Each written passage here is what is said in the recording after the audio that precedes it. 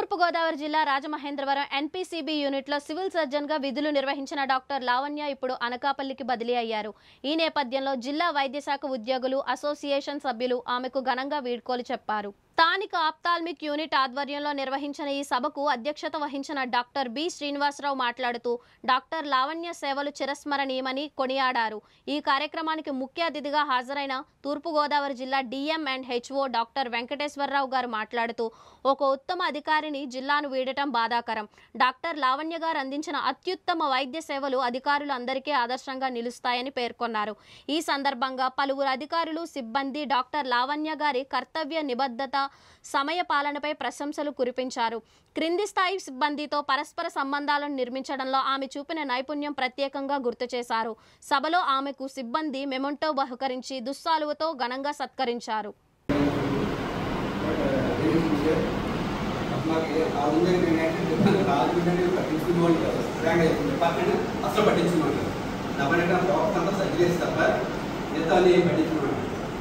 Madam గారు చెప్పేసాను. Madam గారు అన్నీ ఆవిడే వస్తున్నారు. ఇప్పుడు సడన్ గారు వెళ్ళిపోవడం అది నాకు మీకంటే నాకు బాగా వ్యక్తిగా ఉంది. ఎందుకంటే మీరు చూసుకోవాలి అంటే నేను చేయదాకే కదా, కానీ నాకు సర్వీస్ పర్ఫెక్ట్ చేసి ఫ్యూచర్గా చేస్తారు. ఆవిడకి ఫ్యూచర్లో ఇంకా చాలా మంచి రావాలి, ఫ్యూచర్ ఎఫిడేట్గా చూడాలి. ఆ టైం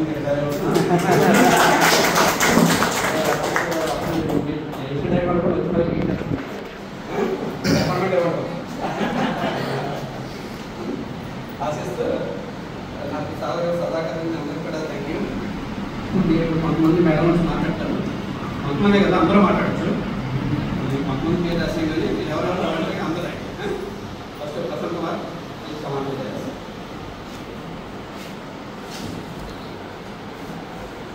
లావణ్య గారికి వారి తల్లిదండ్రులు మరి ఆ పేరు ఎందుకు పెట్టారైతే నాకైతే చాలా ఎందుకంటే పేరుకి అర్థమే ఉంది. అందము, చక్కని దయ, గుణం అది కలిపి తల్లిదండ్రులు ముందే పెట్టారు. ఆ పేరుతోనే మనం దిగించినారు. ఆవిడని ఒకటి అనేది కూడా చాలా కష్టం, మనం పదాలు ఎదుర్కోవాలి మనకి. ఎందుకంటే ఆవిడలో ఉన్న స్మైల్ ఫేస్కి అలా యూనిట్కి వస్తే ఎవరి పర్యాలు చేసుకున్నా ఆవిడ ఎప్పుడు ఏ విషయం కూడా మాట్లాడడం వెళ్ళలేదు. నేను ప్రోగ్రామ్ జరుగుతుందని ఓకే అంటే ఎగ్జాంపుల్ నేను చాలా తక్కువ ఇక్కడికి వచ్చింది. ఎందుకంటే జాబ్ కూడా పని చేయడానికి క్లాస్ సంస్థలు వచ్చారు, స్కూల్ విజిట్స్ ప్లాన్ చేస్తారు. ప్రోగ్రామ్ అంటే నాకు వేస్తారు, నేను ఎక్కడ చేస్తానో మేడం గారు తెలియదు. నేను ఏ రోజు అడగలేదు, ఎక్కడే కనబడుతున్నాను, దగ్గర ఇస్తున్నాను. కానీ మాట వలస కూడా ఎప్పుడు అడగలేదు. ప్రస్తుతం ఎప్పుడు కండక్ట్ చేశారు, ఎప్పుడు చేస్తారు అనలేదు. కానీ మేడం గారు అన్నమంటే ఆవిడ ఇస్తుంది. మరి ఆవిడకి ఉన్న అంత తగ్గింపు మనం నుంచి అలవాడైంది ఒకటి అలా ఉన్నారు. మన లక్షణాలు మనకు చాలా నేర్చుకోవాలి. దగ్గర మనకు నేర్చుకునే అవకాశం తక్కువ ఇచ్చారు మేడం గారు.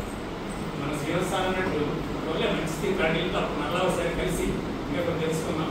దయచేసి మేడం మీకు ఫోన్లోనే మా సలహాలు ఇస్తుండాలి, కాస్ట్ ఇస్తుండాలి. ఎందుకంటే స్టేట్ ప్రోగ్రామ్ కానీ జిల్లా ప్రోగ్రామ్ కానీ మీకు తెలియకుండా జరగదు.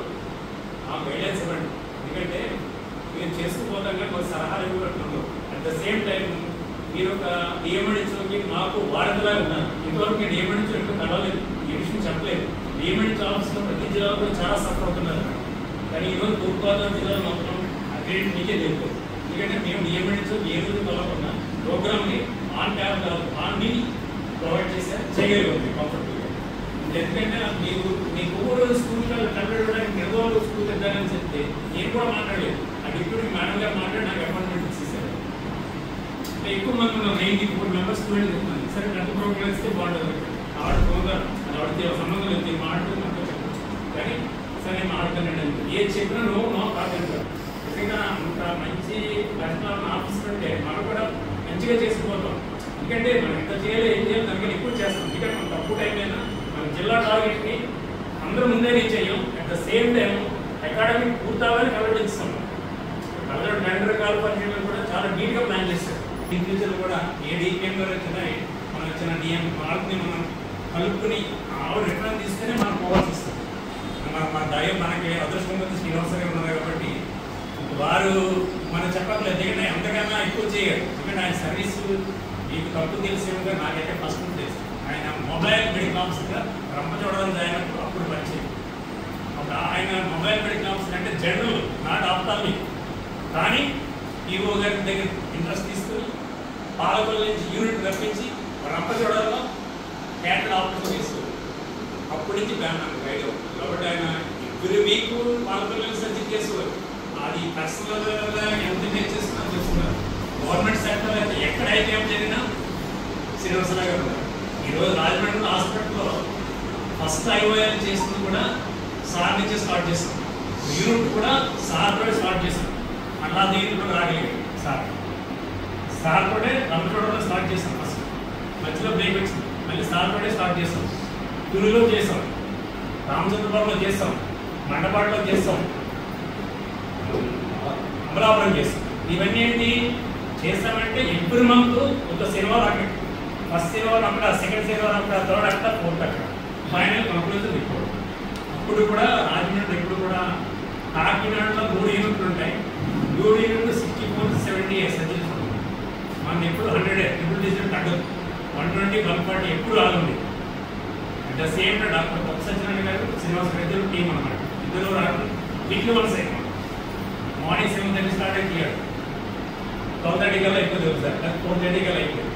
అక్కడే మీరు చేసి వెళ్ళిపోవడం. ఏ రోజు sir pre operative, post operative నేను అసిస్టెంట్ చేసుకున్నప్పుడు చేసి చూడడం నేను చూడలేదు. ఆయన డ్రెస్ వేసుకుని మాస్క్ పెట్టి లోపలికి వచ్చినట్టు మళ్ళీ హ్యాండ్స్ వాష్ చేసి నేను ఖాళీకి వెళ్ళిపోయాను. మర్నాడు నేను ఫోన్ చేస్తూ ఓకే ఆయన కూడా తొందరగా చేయాలి, నాకు చేస్తలే డ్రెస్ నాకు. అదే కండిషన్ సర్వీస్ నాకు అలా జరిగింది. అంత ఎక్స్పర్ట్ సర్జన్ సార్ అయినా కానీ మనతోటి ఫ్రెండ్లీగా ఉంటుంది తప్ప సర్జన్గా ఎక్కువ ఈగో పోరు. అదే వారి ఎదుగుదలకు కూడా కారణం అనుకుంటారు. ఆయన కూడా అంత దగ్గర చూపిస్తారు. అలాంటి ఆఫీసర్ దగ్గర మనం పనిచేస్తున్నామంటే మన జిల్లా కూడా ఉన్న పబ్లిక్ కూడా మంచి సర్వీస్ చేయగలుగుతున్నాం. ఇంకా ఫ్యూచర్లో మనకి అలాంటి సర్వీస్ చేయడానికి ఆఫీసర్స్గా వాళ్ళు అలాంటి మెంటాలిటీ ఉండాలని మన ప్రోగ్రామ్ని కొంచెం ఈజీగా చేస్తానికి బాగుంటుందని ఆశిస్తున్నాను. ఎందుకంటే పర్సన్ పని చేస్తుంటే కదా ప్లేస్ లేవు, వర్క్ చేయడానికి ఏరియా లేదు. మేము ఉన్నాం, రంగంపేట ఉంది, రాజానగర్ ఉన్నారు, ఇద్దరు దగ్గర 30 కిలోమీటర్స్లో ఉన్నారు. ఆ దూరం చెప్పి అక్కడ పని చేయమంటే ఏం చేస్తారు? మనకి ఎక్కడ వర్క్ ఉంది, రాజమండ్రిలో వర్క్ ఉంటారు, ఎప్పుడు వర్క్ ఉంటారు, అక్కడికి వాళ్ళు రిప్లేస్ చేసుకుని అది కవర్ చేసుకోవాలి. అక్కడ మనం ఉన్న చాకల్లో ఉన్నాము, రాజమండ్రిలో మేము అక్కడే చేస్తే ఏమవుతుంది, 6 కిలోమీటర్లు తిరగాలి. అంతేగాని నాకు అంత స్కూల్ నిడదోలు చేస్తే ఎంత వచ్చింది? నాకు దూరం ఏరియాలో 2 హై స్కూల్, 4 యూపీ స్కూల్, మొత్తం కోట్ల అంతా వచ్చేసి 1000 లేదా పాపులేషన్ ఏమవుతుంది.